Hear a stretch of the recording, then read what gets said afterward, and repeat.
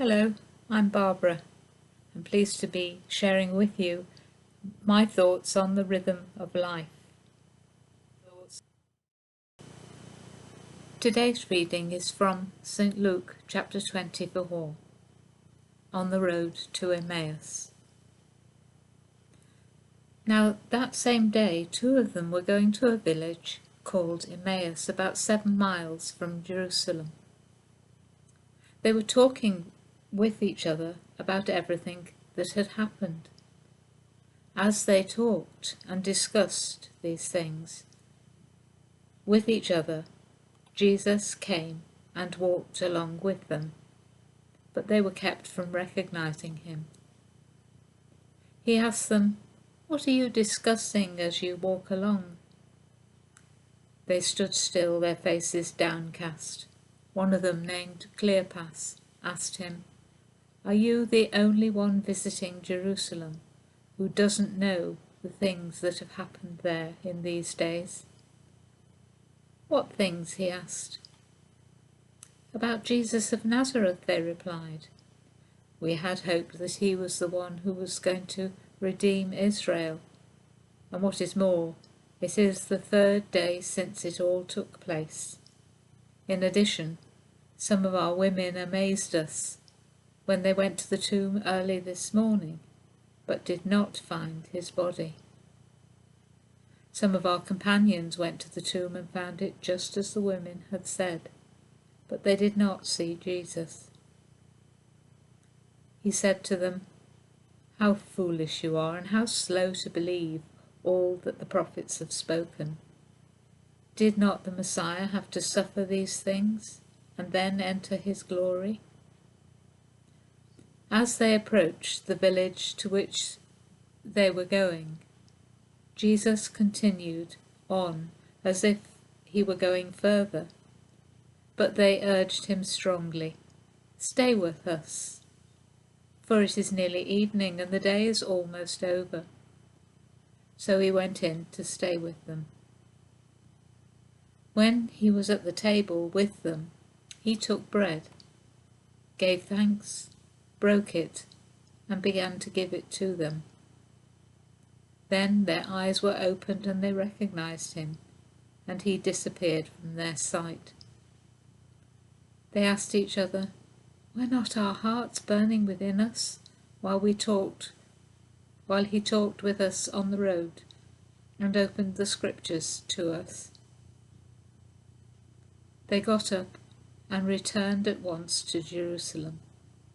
There they found the 11 and those with them assembled together and saying, "It is true, the Lord has risen from the dead and has appeared to Simon."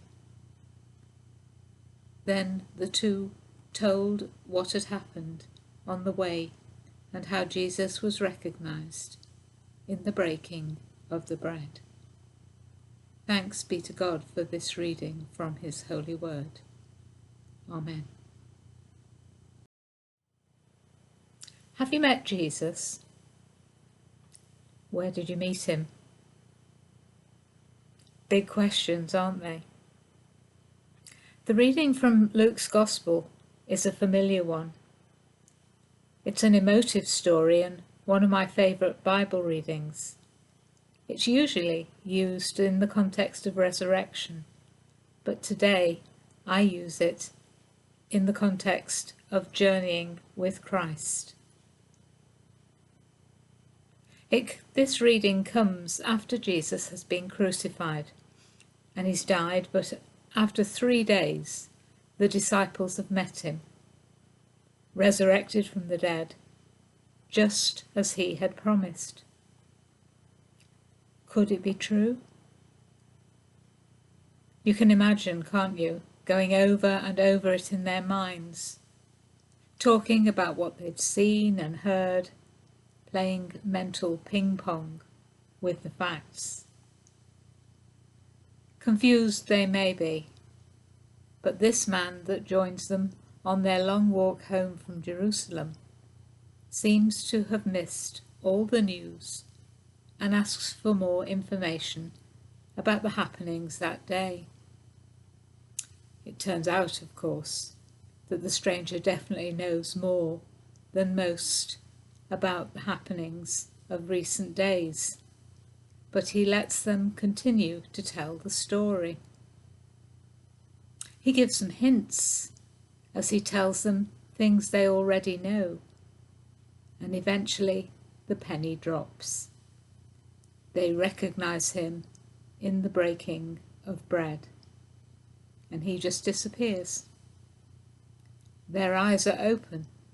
He is gone from their sight, but not from their minds. They work out what Jesus has just done for them. They had to solve the riddle themselves. They know just what Jesus has done for them, and Jesus knows. They are now convinced, so convinced, that they head back to Jerusalem to report their experience and confirm their news of resurrection. What a journey that must have been. I'm sure I'm not alone in believing that every Christian journey has an encounter with Jesus Christ at its heart, an encounter that convinces each traveller that Jesus is accompanying them on their journey of faith. I'm sure that many of you will know the footprints reflection. Two sets of prints in the sand become one, as Jesus carries us through our troubles. It's certainly my experience on my Christian journey, which has many ups and downs. I often find it helpful to express myself in poetry. Poetry is an excellent vehicle of expression which allows you to dissect the experience you have gone through. I'd like to share my most recent poem with you. This poem comes as I reach another crossroads in my life, which could easily become overwhelming and difficult. A part of my journey of faith, though. If you've heard my testimony, you may also have heard an earlier poem called The Crossroads of Love. That poem speaks of my certainty that God is with me on my spiritual journey, leading me, walking with me, helping me to choose the right path when I reach a crossroads.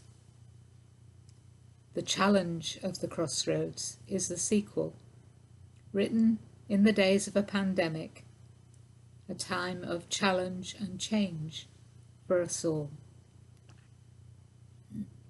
Here it is. I am challenged at the crossroads, as I've said in time gone by. God's love is there, I know, but still I ask the reason why.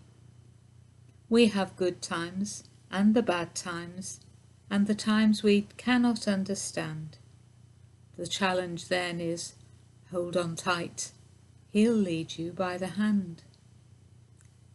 I'm challenged by the path of life, as I have said before. He walks beside me on the way. He promised that for sure. We watch for signs, go this way, or does it mean go there? The challenge is for me to choose, to recognize His loving care. I am challenged sometimes when He points. Does He really mean take the uphill struggle and forget the simple dream? I must trust Him in these challenges I meet along life's way. I must show to others faith to follow day by day. I am challenged at the crossroads. I have said it many times. Is it health or happiness, fear or faith God has there in His mind? Sometimes it is the opposite. His cross we have to share when we are shown the path to tread He'll show his loving care. God's love is at the crossroads. Hold on there. Wait a while until you know for certain you can see his glorious smile. His smile that says, "You're welcome. Take my hand. I'll see you through." Walk in his strength. Hold on to his faith. He's truly calling you. I know God's love is at the crossroads of our lives. How do we get through the difficult moments of our lives? That's another big question. Sometimes we can look at people who are coming and coping with so many things in their lives that we cannot understand how it's possible for them to get through it all without breaking down. Life becomes a challenge and comes to the point where we need help. The psalmist says in answer to the question, "Where will my help come from?" I will lift my eyes to the hills. Where does my help come from? My help comes from the Lord, the maker of heaven and earth. The help we need comes from the Lord. So we need to trust and hold on to him in our need. Life is very much like a journey. If we haven't got a map, then we'll rely on the signs. Sometimes the signs are quite clear, but other times there are choices to be made. The crossroads in our lives can be confusing. Some ways are pleasant to contemplate, other routes are not so obvious, and some follow cliff-top paths, facing many bends and great dangers. The difficult path, the uphill struggle, are all there for a reason. We are to show to others the way, just as we have seen the way from Jesus himself. That is our mission. When the going gets tough, the tough get going, as they say. Why would a loving God expect us to follow a difficult path? Well, Jesus invites his disciples to follow him. He invites us to follow him. This knowledge is breathtaking because we know where it led Jesus and his disciples. If it was expected of them, then I'm afraid it's expected of us too. At every crossroads in my life, God has pointed me in the direction I should follow. Sometimes it's hard to fathom why the difficult path is the chosen one. Success and failure are in my story in equal measure, and I'm certain that they were part of God's plan for my life.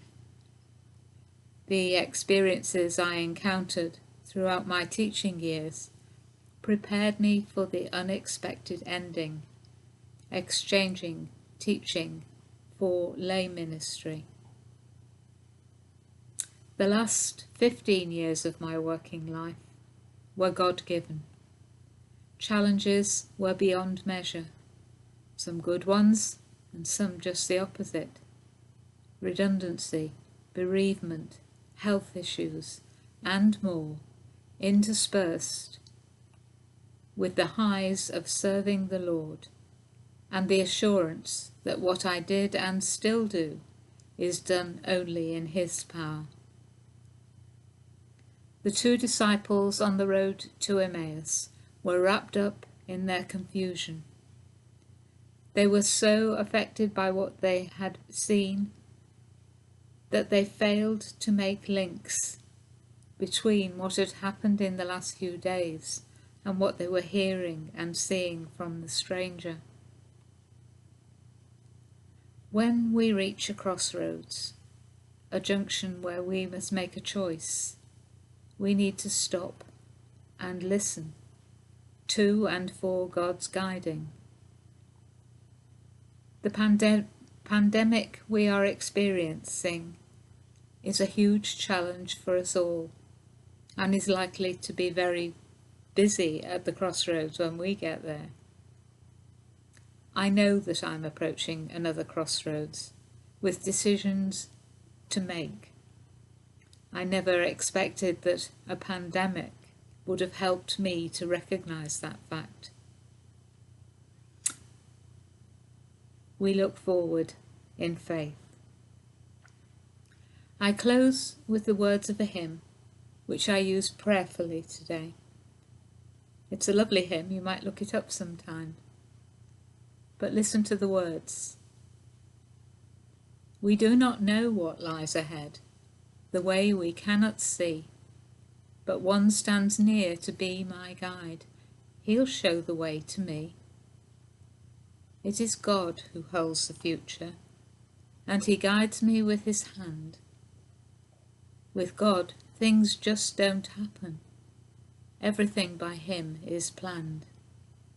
So as I face tomorrow, with its problems great and small, I'll trust the God of miracles, give to him my all. Amen. Thank you for listening.